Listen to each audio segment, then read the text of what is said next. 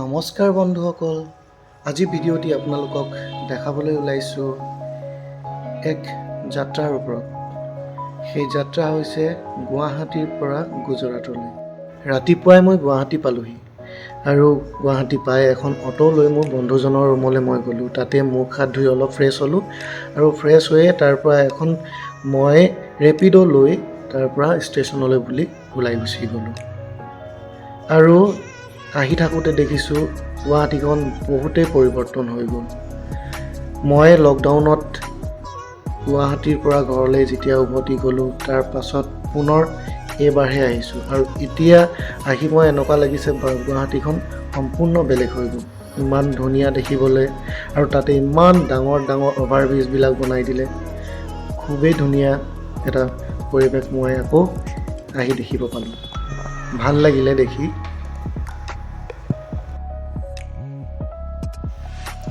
আৰু ষ্টেচন পাইছোঁহি আৰু ষ্টেচনত দেউতা আৰু মা ৰৈ আছে মোৰ বাবে। সেয়া দেখিছে মোৰ আগে আগে গৈ আছে দেউতা আৰু আমি যাবলগীয়া ট্ৰেইনখন এইখন, আৰু সৌ দূৰত মা ৰৈ আছে ট্ৰেইনত উঠিবৰ কাৰণে। মোৰ বাবে ৰৈ আছিলে। মই আহি পালোহি। ব'লক আমি এতিয়া ট্ৰেইনৰ ভিতৰত সোমাম। এয়া ট্ৰেইনৰ ভিতৰত চোৱা, আমি সোমালোঁ আৰু এতিয়া লাহেকৈ আন্ধাৰো হৈ আহিছে আৰু সেই ওপৰত দেখিছে এখন মোৰ বেড হয় আৰু এখন মোৰ ছিট। তাতে মোৰ বস্তু বাহনীবিলাক সামৰি সুতৰি ল'লোঁ আৰু এই একেবাৰে তলৰ ছিটটো মাৰ, মিডল ছিটটো দেউতাৰ। আৰু সন্ধিয়া ঠিক 9 বাজিছে। ভাত আনি দিলে। আমাৰ কাষৰ ছিটৰ গৰাকীয়ে ভাত খাব ধৰিলে, ওপৰগৰাকী আছে। এয়া মোৰ ছিট হয় আৰু ইয়াত অলপ ঠাণ্ডা, কিয়নো এচিত গৈ আছোঁ আমি। এচিত হিটাৰ হয়, আমি গৈ আছোঁ, সেইটো কাৰণে কম্বল এখন আনি লৈছোঁ। আৰু মোৰ কাহ লাগি আছে বাবে মই টাৱেলখন মেৰিয়াই লৈছোঁ, কাৰণ এচি একেবাৰে তলতে মই আছোঁ। এয়া খানা আহি গ'ল, এটা কণী আৰু কিবা কিবি শাক আছে আৰু আপোনালোকক পাছত দেখাম সেইখিনি শাক কি হয়। এয়া প্ৰথম দিনা আমি প্ৰথম সাঁজ ভাত খাইছোঁ ট্ৰেইনত আৰু পৰৱৰ্তী আপোনালোকক দেখুৱাই থাকিম। এতিয়ালৈ মই ভাত খাই লওঁ।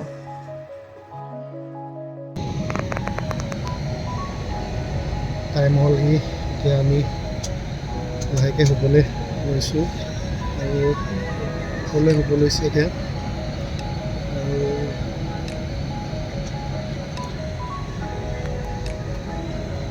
এটা কথা ক'বলৈ আছে, এইটো আপোনালোকক ৰেকৰ্ডত কৰি দিম। ৰ'ব এটা কথা আছে বুলি কৈছিলোঁ যে মই, সেইটো হৈ গ'ল এই ট্ৰেইনত আহিলে গোটেই সোপা মৰা মানুহ হৈ যায়।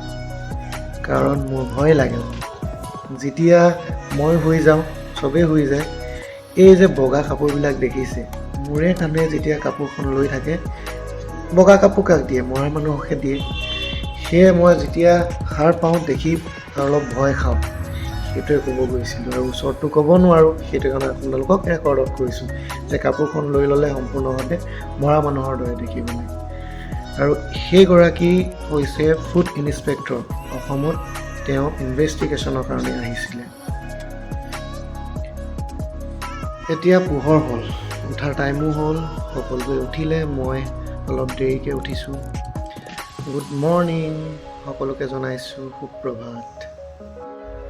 আৰু উঠি লৈ মই মুখ হাত ধুলোঁ। মুখ হাত ধুই 2 গিলাচ গৰম পানী খালোঁ আৰু লগত বুট আৰু বগৰী খাই ল'লোঁ।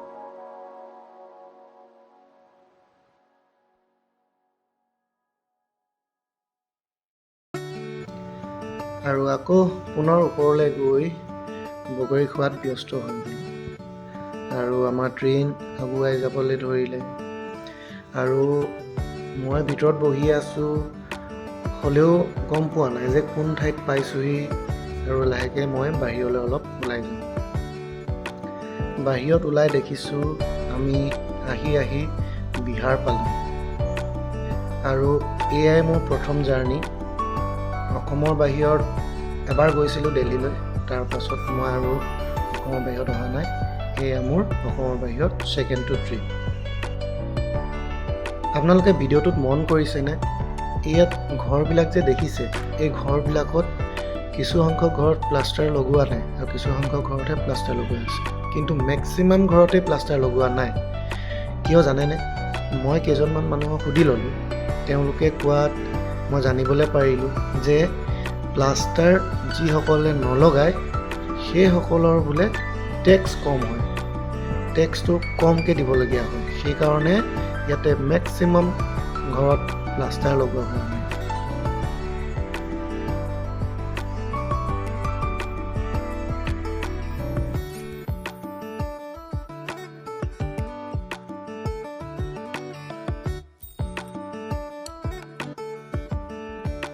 বিহাৰখন এখন খেতি প্ৰধান দেশ বুলি শুনিছিলোঁ, আজি দেখি পালোঁ। ইমূৰৰ পৰা সিমূৰলৈ অকল খেতি, আৰু ইয়াত সৰহ সংখ্যক খেতি কৰে মানুহে, ঘেঁহু খেতি। ইমূৰৰ পৰা সিমূৰলৈ সেউজীয়া হৈ আছে অকল ঘেঁহুৰ খেতি, কিছু সংখ্যক জেগাত পকিছে অলপ। সৌ দূৰত দেখিবলৈ পাইছে প্ৰকাণ্ড প্ৰকাণ্ড বিল্ডিং, আৰু এই ঠাইডোখৰ হৈছে লক্ষ্ণৌ। আমি এতিয়া লক্ষ্ণৌত পাইছোঁহি। ইমান প্ৰকাণ্ড প্ৰকাণ্ড ঘৰ কিহৰ হয় বাৰু মই গম পোৱা নাই। এতিয়া লক্ষ্ণৌৰ পৰা আমি আগবাঢ়ি গৈ আছোঁ। আজিৰ দিনটো লাহে লাহে পাৰ হ'বলৈ ধৰিলে, বেলিও ডুবু ডুবু অৱস্থাত, আৰু আমি এতিয়া মধ্যপ্ৰদেশত সোমালোহি। এতিয়া মধ্যপ্ৰদেশৰ পৰা আমি পুনৰ আগুৱাই যাম গুজৰাটলৈ বুলি। ব'লকচোন। আহি আমি পালোহি ৰাজস্থান, আৰু ৰাজস্থানক থৰ মৰুভূমি বুলিও কোৱা হয়, কাৰণ তাতে আপোনাৰ পানী একেবাৰে কম থাকে, আৰু দেখিব পাইছোঁ ঠাইবিলাক শুকান। আৰু আগলৈ চাওঁচোন কি দেখিবলৈ পাওঁ এই ৰাজস্থানত।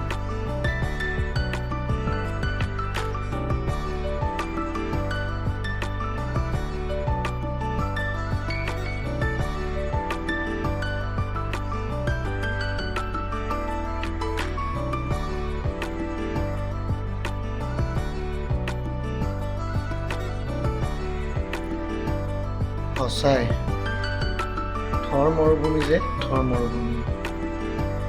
ইমান প্ৰকাণ্ড এখন নদী, আৰু আপোনালোকে তাতে চাওকচোন পানীৰ পৰিমাণটো কিমান, নিজে উপলব্ধি কৰিব পাৰিছে নহয়। ইমান প্ৰকাণ্ড নদীখনত পানী সীমিত সংখ্যক অকল,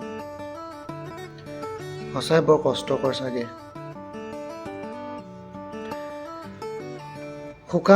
শুকান বাটেদি আগুৱাই আমি পুনৰ গুজৰাটলৈ আগুৱাই গৈ আছোঁ। ব'লকচোন আপোনালোকে মোৰ লগতে চাই থাকিব মোৰ এই ভিডিঅ'টি। আমি কেনেকৈনো গুৱাহাটীৰ পৰা আগুৱাই গৈ ৰাজস্থান পাৰ হৈ গুজৰাট পালোগৈ।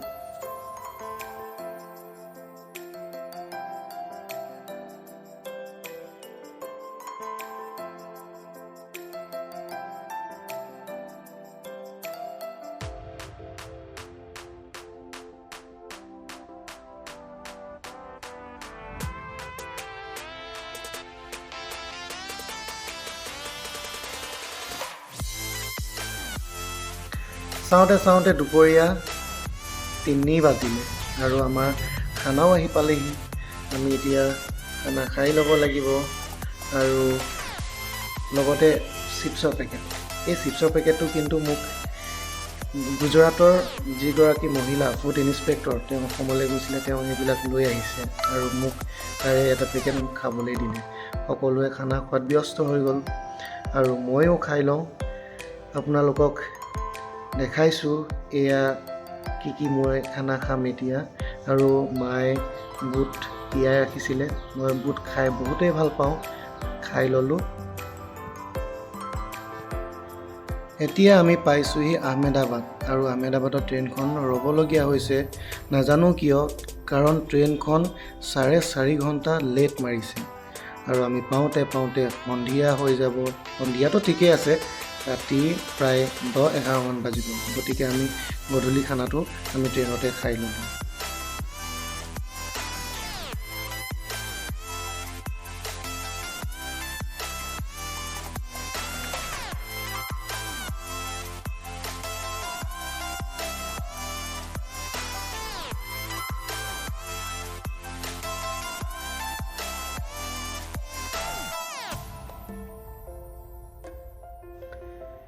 এয়া দেখিবলৈ পাইছে ডাঙৰ ডাঙৰ অট্টালিকা আৰু আমি গুজৰাটত সোমালোহি আৰু গুজৰাটত সোমাই আমি আৰু যাব লাগিব 65 কিলোমিটাৰ অন্তত আমাৰ যি ষ্টেচন ৰাজকোট আমি তাতে পামগৈ আৰু তাত পাওঁতে মেলোতে আমাৰ সময় হৈ যাব 10 মান বাজিবগৈ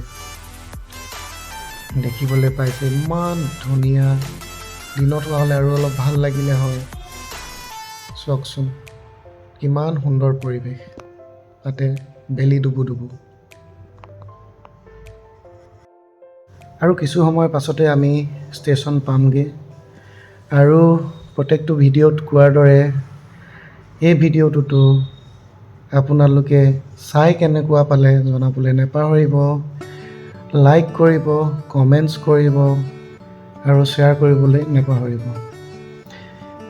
এতিয়া সন্ধিয়া বহু হ'ল আমি আৰু আহি পাইছোঁহি সেয়া দেখিবলৈ পাইছে ৰাজকোট জংচন আমি এতিয়া ইয়াতে আমি নামিম ইয়াৰ পৰা আমি আমাক গাড়ীয়েদি লৈ গৈ হোটেললৈ লৈ যাব আৰু হোটেলত থাকি পাছদিনাখন আমি ফুৰিবলৈ যাম তাতে আকৌ দেউতাৰ চেকআপ আছে চেকআপো কৰাবলৈ লাগিব গতিকে ভিডিঅ'টো চাই থাকিব শেষলৈ পৰৱৰ্তী ভিডিঅ'ত পুনৰ লগ পোৱাৰ আশাৰে আজিলৈ আপোনালোকৰ পৰা বিদায় লৈছোঁ বাই বাই